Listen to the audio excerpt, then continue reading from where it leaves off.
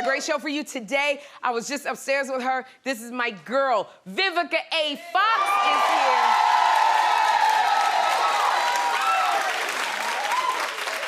Every time I see Vivica, it's like, darling. If they brought Dynasty back. Oh. This one right here, Vivica A. Fox, tell me she could not be the new Diane Hollywood loves a reboot, Sherri. Hollywood loves a reboot. Yeah, that's a good one. Oh, my goodness, because she is the diva extraordinaire, Vivica A. Fox, right there. Plus, she's finally here, Marsha Warfield.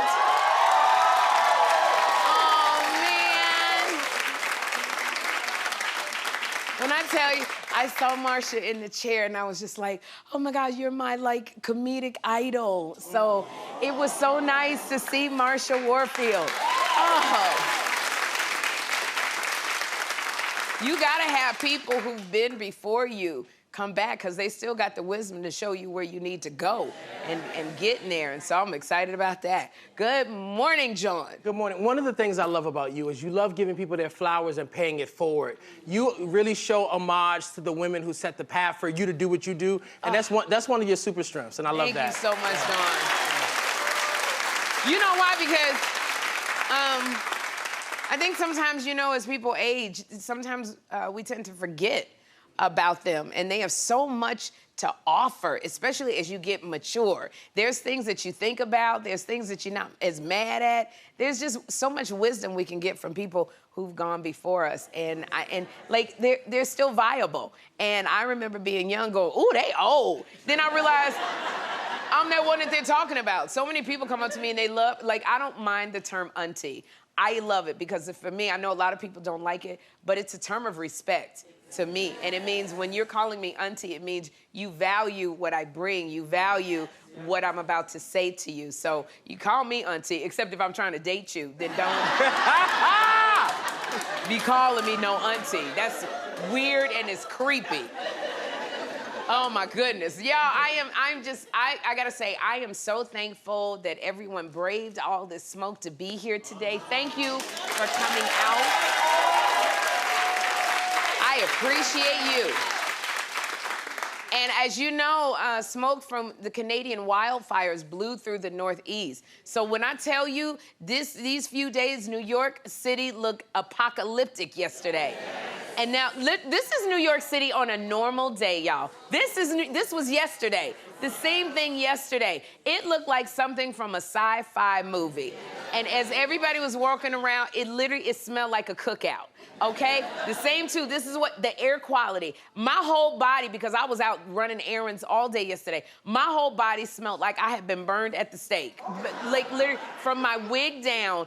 And yesterday, this right here, it looked like the inside of an air fryer. I swear to God.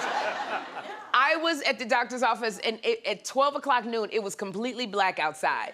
And I kept going, this is the day Jesus coming back. I swear, it was so dark outside. It was literally and when I was sitting there and it was black outside and it's 12 o'clock, I started thinking about all the stuff I done over the last 3 weeks. And I started praying. I started repenting for everything. I'm not kidding you, John. I was like, this is the day he coming back. And I started praying what I do, and I only went back 3 weeks because I think God is only going back 3 weeks with me. I do. Because I think God knows if he goes back more than 3 weeks, the rest of my life is a wash. I ain't gonna make it. So I think I just was like, Lord, I'm sorry for this. I'm sorry for that. Forgive this person, please. I'm sorry for what I did to that person. And so many people, and I kept feeling that way because everywhere I went, the Uber driver, the lady in the elevator, they were like, it feels like something's about to happen. It feels like something's about to happen. It just was weird. And then when I saw this orange sky, I said, yeah, it's something about to happen right here. So this morning was clear, and it was a lot clearer than yesterday. A little more gray than it was orange, at least. But it was clear enough where I was like, all right, I can have sex this morning. I think it'll be all right. It's a little bit clearer. God know my heart. God know my heart. He know I was stressed. I was stressed out yesterday. But y'all, thank you. I just appreciate it because y'all could have been at home and stay, but you came out to celebrate with me, and thank you for that. Thank you, thank you, thank you. Oh my goodness.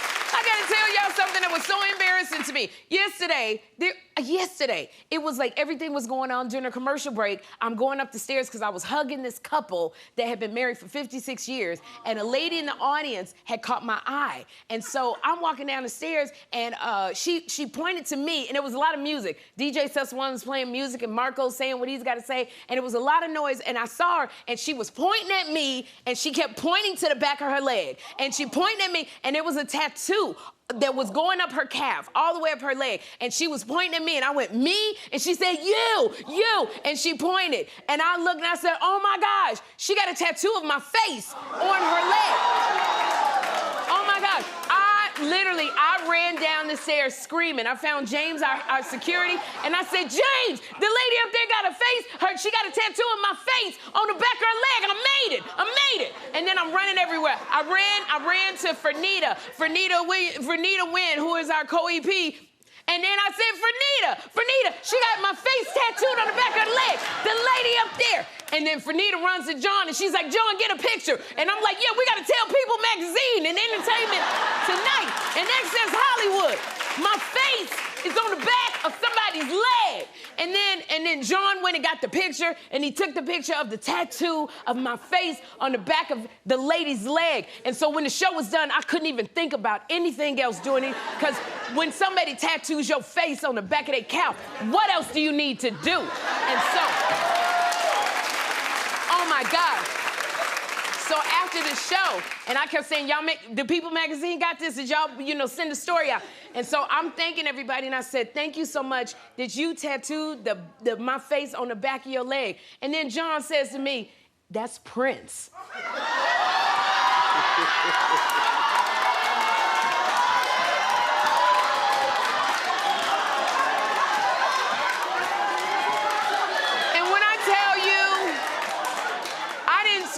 Told everybody in the production office, and I said, that's who? And he said, that's Prince. And I went, that's Prince on the back of, that's not me, on the back of her leg.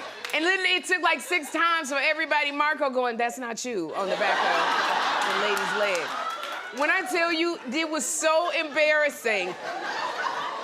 I didn't even know what to say to the audience. I didn't even care, and I was like, my life is over. I thought I made it, but I guess I have not. That was Prince. But I just want to say, Diane, thank you for showing me your tattoo. Hey, guys. And I just found out that Diane's son, Michael, is a tattoo artist, and he was on Black Ink Crew, and he tattooed her leg.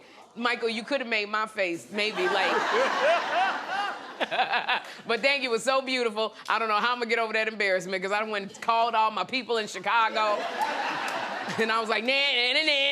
So, y'all, Will and Grace star Eric McCormick, he is watching his show for the first time. He and Sean Hayes, who played Jack, started a podcast together to watch and discuss their show from the current perspectives. And the name of their show is, what was the name of Eric? Will and Grace. Will and Grace, yes. Will and Grace. And so Eric said it was crazy watching his younger self from 25 years ago.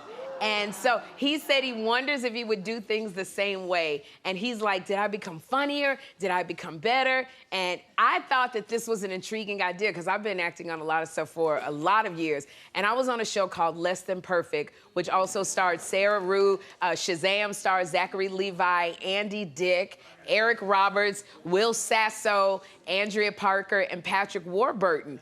And I did a scene 20 years ago. Let's see what it looked like 20 years ago. Forget it, it's over. No use closing the barn door after the horse got out. It's pretty homespun for you, isn't it, Ramona? I got it off the sneeze guard. Look. Oh my gosh.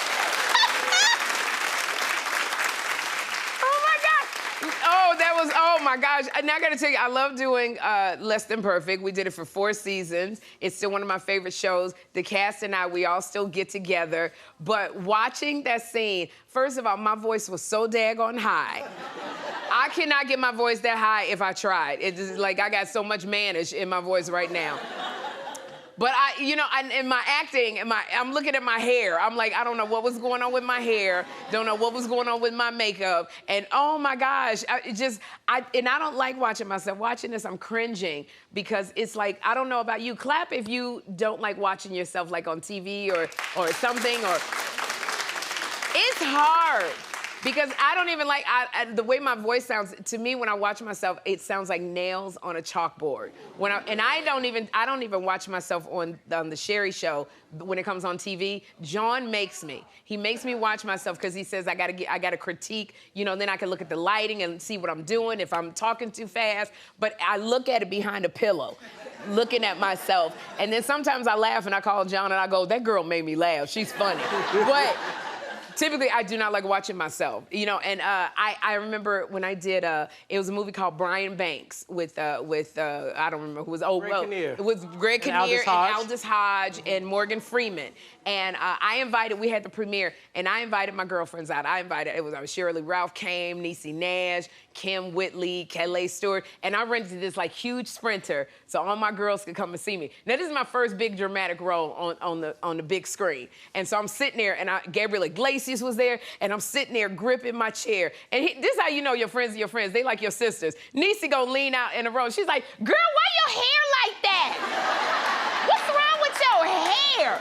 And then Kim Whitley was like, and why are you talking like that? Why are you talking like that? And the whole time, they was just like, oh, that scene is funny. And I was like, it's supposed to make you cry, bitch. Damn. Oh my gosh, they was laughing, and we walked back to the Sprinter, and then Niecy gonna hug me. She's like, friend, I'm so proud of you, you did good. And I said, get off me. I don't like none of y'all. But that's when your sisters tell you, and they just joke with you, and I love you. Thank y'all for coming to my screening of Brian Banks. Now, speaking of embarrassing, this might be a gym goer's biggest fear. An Illinois woman was sprinting on the treadmill when all of a sudden she flew off the treadmill, and when she tried to catch herself, the treadmill yanked her pants off.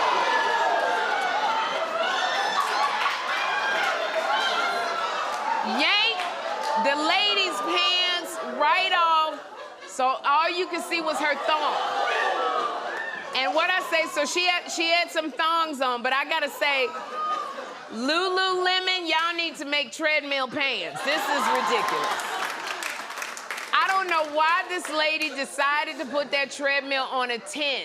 She had it on, she pressed the 10, because she probably was like, you know what, I've been doing a 9 all week, so I'm gonna hit that 10 and do it. But I would say to the treadmill lady, the good thing is, yes, your pants fell off, but that just means you were losing weight, because the pants came off. Pants came off. Because let me tell you something, you didn't have nothing to keep it on, because if you're not losing weight, the pants would have stayed right on your behind. You just would have fell. But when I look at this, I say, that's why I don't fool with them treadmills. Because, when you be on them treadmills, and if you got a trainer, they always trying to pop it up to an 8. And if you don't know what you're doing, like me, keep that baby at a 2 and do a nice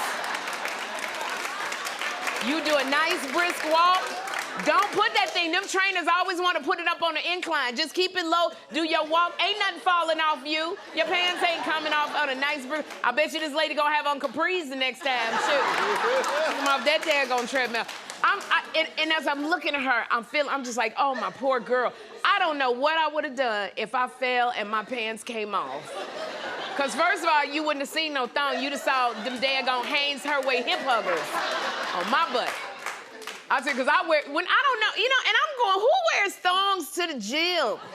Somebody put in my comments, because I will film myself at the gym, and they say, ooh, auntie wearing them hip huggers, because they saw the panty lines. But I don't know. I see women at the gym sometimes, and some women don't even wear panties when they go to the gym.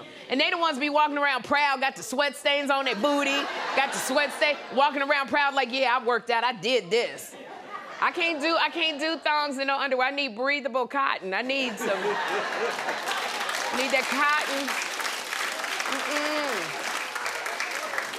Shoot. And it's the thing, the thing about being on the treadmill, because she laid there for a minute. When you trip and fall the first, if you ever been on the treadmill and you try to do something and you almost trip and you be like that, and you turn around to see if anybody saw you. And then you running on the treadmill, you running, you trying to hit that stop button, but you keep going further and further away, and you be running, and you like, oh, and you try to get that stop button over there, and then you curse out the treadmill, bitch, why you do that? Why you do that? Anybody see this treadmill? I don't think this treadmill is working. Because you know people looking at you like, I think the thing broke. Did anybody know it was broken? Oh my gosh, if I fell, I would still be on that floor. I would just lay on that floor. And I gotta tell you, I was at the gym and I was doing boxes. We gotta jump on the box and jump off the box and jump on. And I lost my footing and I fell. I just laid there. I just laid right on that floor. I didn't do nothing. I was like, because I knew people were looking at me, and I didn't want to see nobody's face, because I knew they was like, I don't even know why that girl was trying to jump on that box. There's just nothing you could do. So, look, treadmill lady, you did good. You laid there, you put your pants back on, but if I was you, I'd have just gone and walked out butt naked. You did it.